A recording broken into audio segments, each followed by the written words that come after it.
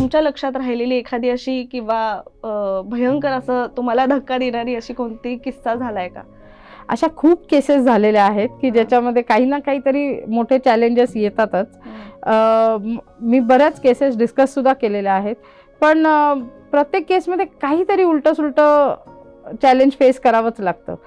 जसं मी आधीच्या काही पॉडकास्टमध्ये पण सांगितलंय की शुगर डॅडीच्या केसेस, जिथे 77 इयर्सच्या म्हाताऱ्यांचं अफेअर 25 वर्षाच्या मुलीबरोबर जेव्हा असतं, वृद्ध 77 कुठे आणि 25 वर्षाची मुलगी कुठे. तर प्रॉपर्टीसाठी ती मुलगी त्यांच्या मागे लागली होती.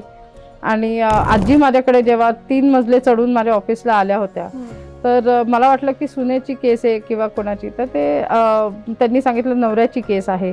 पोलीस त्यात दखल घेत नव्हते कारण फॅमिली मॅटर आहे आणि त्यांना वाटलं की आजींना या वयामध्ये थोडेसे काही प्रॉब्लेम्स असू शकतात, आजींवर कसा विश्वास ठेवणार, वय त्यांचं एवढं आहे.